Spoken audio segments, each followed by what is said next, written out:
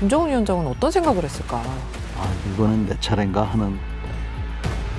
우리나라에 배치되어 있는 주한미군의 어떤 전력 자산들이 중동 쪽으로 이동을 하고 있다는 소식도 전혀 걱정할 일이 아닙니다. 전혀요. 오히려 미국 미사일이 우리나라에 오기 시작하면 그때 걱정해야 돼요.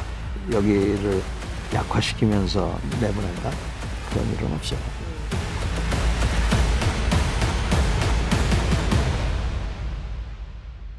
네, 뉴스가 지식이 되는 순간 지식의 발견 전인범 전 특전사령관과 함께 얘기하고 있습니다.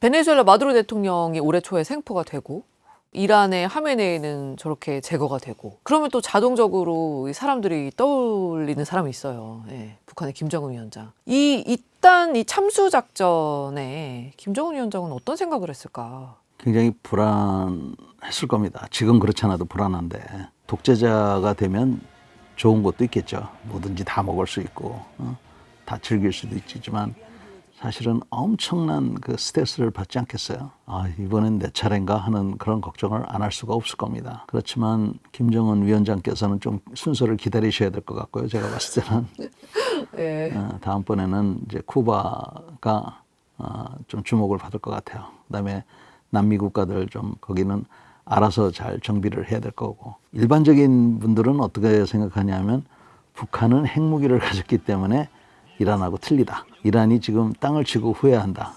핵 개발할 걸. 그러면 미국이 공격을 안 했을 텐데. 네. 이런 생각을 하는데 저는 거기에 동의하지 않아요. 중동이라는 데는 미국 국가 이익의 1순위예요. 1순위. 거기에 기름도 많고 소위 말해서 그 페트로달러라는 거. 기름값을 달러로 계산을 해주는 거. 그럼으로써 달러를 기축통화의 위치에 공고히 하고 안정을 시키고 이게 미국 경제에 직접 영향을 미치고 하는 이런 체계를 페트로달러라고 하는데, 그런 것들까지 완전히 위협받고 있었던 때예요. 만약에 핵무기를 가지면 때릴 수가 없으니까 그 전에 지금 때려버린 거거든요. 북한은 미국한테 그렇게 중요한 나라가 아닙니다. 중요한 나라가 아니에요. 그래서 우선순위에 밀렸다고 말씀을 하시는 거구나. 거기다가 굳이 폭탄을 갖다가 쏟아부을 이유도 없어요. 그런데 미국한테 중요한 거는 우리 남한이에요. 일본이고. 지금 한미 동맹이나 미일 동맹. 이 동맹이 있어서 미군들이 있고 미군 가족들이 이렇게 이 지역에 와 있잖아요. 네. 미국 사람들의 생명이 위협받고 있는 거나 마찬가지예요, 지금. 북한 때문에. 예. 그러니까 전쟁을 일으키지 않는 거죠. 근데 만약에 한미 관계가 약화되거나 미일 관계가 약화돼서 미국 시민들이 여기 이 지역에서 벗어난다. 그러면 미국이 때리는 거죠. 지금 우리나라에 배치되어 있는 주한미군의 어떤 전력 자산들이 중동 쪽으로 이동을 하고 있다는 소식들이 계속 나오고 있잖아요. 뭐 사드도 갔다 그러고요.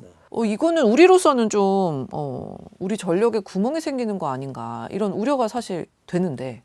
전혀 걱정할 일이 아닙니다. 전혀요. 네, 우리 대통령께서도 뭐 아쉬움을 나타내셨지만 네.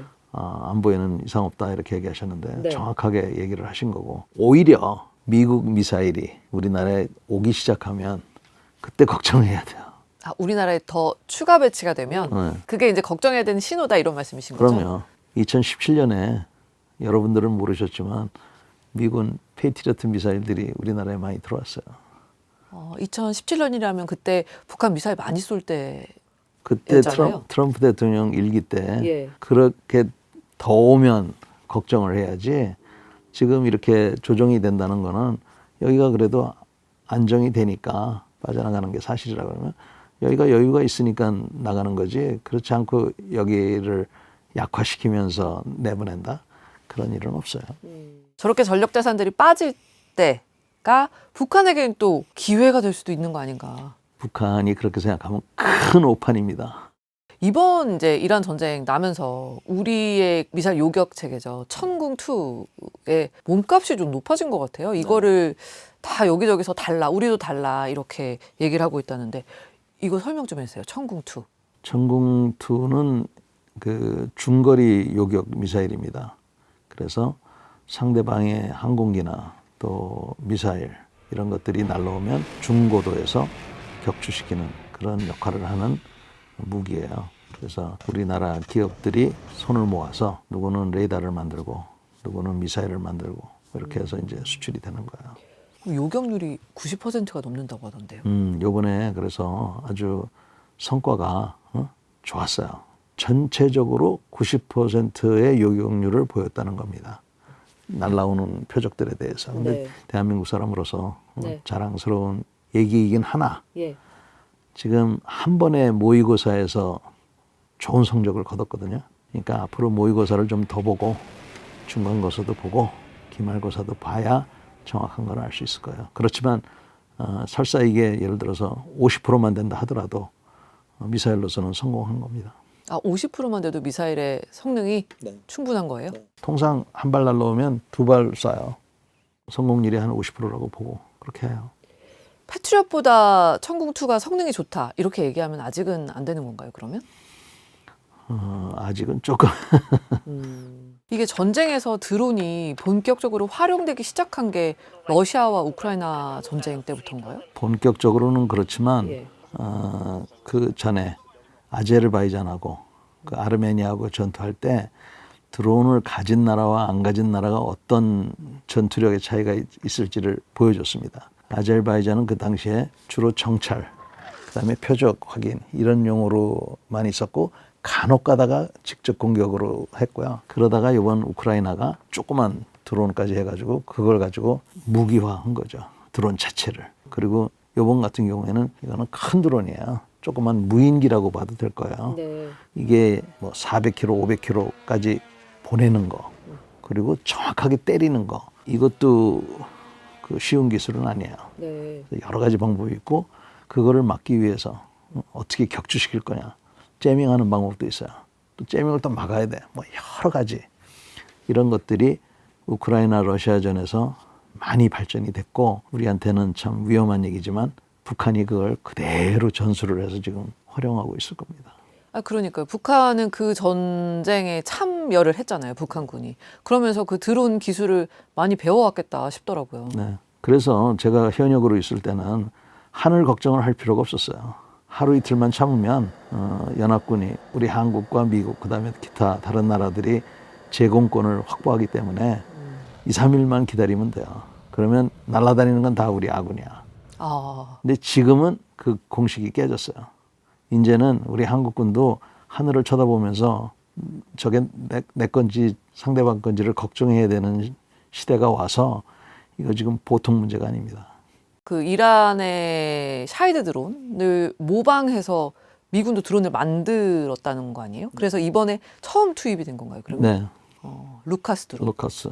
이거는 그러면 성능이 샤이드 드론보다 좀 위에 있다고 봐야 되나요?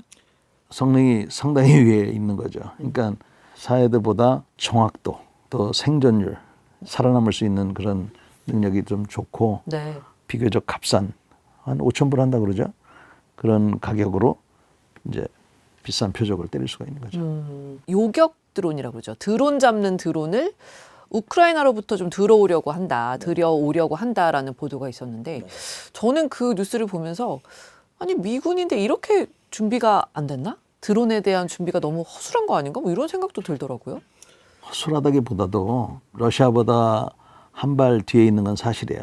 드론에 있어서만큼은. 네, 빨리 따라잡으려고 하는데 미국도 그렇고 우리나라도 그렇고 서방 세계 국가들이 방산 이 무기 개발 과정이 네. 굉장히 느려요. 빨라야 5년, 그냥 하면 10년이에요. 북한 같은 경우는 김정은이가 야 그거 좋다 그러면 그 다음 해에 그냥 나오는 거거든요. 그래서 따라갈 수가 없는 그런 입장인데 지금 그거를 따라잡으려고 지금 노력하고 있는 중이에요. 지금 잘 날아다니는 거 하나 갖고 와봐. 어떻게 만들었어? 이렇게 만들었습니다. 요거보다 조금만 더 좋게 만들어. 쓸 수 있게. 그래서 만든 게 루카스예요. 그래서 탄생한 게 루카스 드론이다. 이 드론에 약한 거 이번에 드러난 거 아닙니까? 드러났는데 미국만 그런 게 아니에요. 드론을 탐지하는 게 지금 굉장히 힘들어요. 정확한 그 답이 없어요 지금. 그러니까 이란군이 이 지하 벙커를 수십 년간 아주 구축을 했다는 거 아니에요? 그러니까 뭐 지하 도시라고도 하는데 이 안에 뭘 두고 있는 거예요? 지금 지하 벙커 안에. 그 도시를 미사일 시티라고 하는 별명을 가졌는데 그 미사일 별명에서 시티. 알다시피 그 안에 미사일을 잔뜩 갖다 이제 저장을 해놨을 거라고 우리가 생각을 하는 겁니다. 예. 그 이유 중에 하나는 이란이 수시로 자랑을 하죠. 비디오를 통해서 미사일이 그냥 질비에 있는. 그런 거를 이제 보여줬기 때문에 그런데 그래서 이러한 시설이 분명히 있는데 그 시설의 깊이가 얼마인지 몇 층으로 되어 있는지 그 안에 뭐가 들어있는지 이런 걸 정확히 알 수가 없어요. 그렇지만 우리가 그나마 용이하게 알 수 있는 거는 입구를 알 수가 있어요. 그래서 주로 입구를 때리는데 그 중점을 둡니다.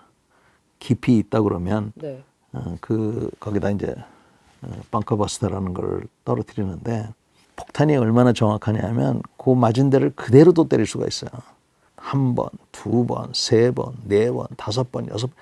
그 지하에 마치 손으로 파고 들어가듯이 포탄이 그런 식으로 해서 지하를 또 때리고 하기 때문에 지금은 뭐 점점 더 어려운 때가 되는 거죠. 그러니까 이제 위치만 파악이 되면 아무리 깊게 뚫어도 옛날 같지 않아요. 그렇겠네요.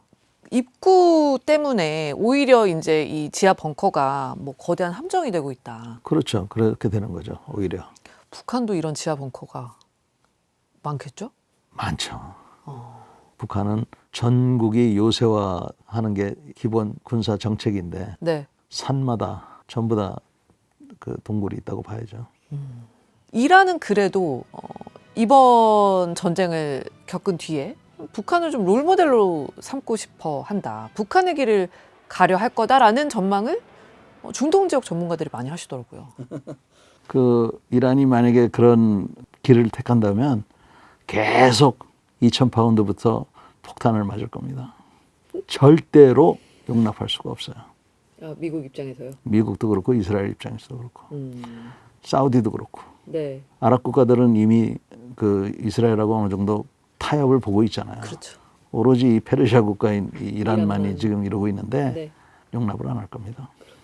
전쟁이 어느 정도 일단락이 돼도, 그러니까 미국 입장에서 이제 전쟁 끝이다, 우리 목표한 바를 이뤘다고 해도 이란이 그거를 받아들이지 않고 주변국에 대한 공격을 계속하면 어떡하지라는 생각을 저는 했었는데 그럴 가능성이 없다고 보시는 없다고 봅니다. 그럴 가능성이 없도록 미국이 이스라엘과 같이 이번에는 이스라엘 모사드가 지금 같이 하고 있어요. 그러니까 이란을 감시를 해서 그런 징후가 보이면 꽝. 그런 그 반칙을 하면 꽝, 꽝, 꽝, 꽝. 꽝꽝이 그 심리적인 이 효과가 큽니다. 끝으로 이번 미국 이스라엘 대 이란의 전쟁이 북한을 포함해서 전 세계에 주는 메시지가 뭔지 그걸 짧게 설명을 듣고 마무리하겠습니다. 까불지 마. 미국은 옛날 미국이 아니야. 라는 메시지를 지금 전달하고 있습니다. 어떤 분들은 이게 얼마나 가겠느냐. 트럼프만 지나면 된다. 뭐 이런 생각도 하고 또 미국이 침략자고 침공했으니까 나쁘다 이렇게 보는데 저는 거기에 동의하지 않고요. 미국도 참을 만큼 참았고 또 이란의 현재 그 지도부는 종교 지도자들이 그 나라를 이끌고 있는데 해도 너무했다고 저는 생각해요. 그래서 우리가 이런 것들을 보면서 변화하는 미국을 빨리 이해하고 지금 제가 보는 미국은 야, 너 내 편이야? 아니야? 이거 물어보는 거거든요. 그래서 우리가 스스로 잘 물어봐야 될 것 같아요.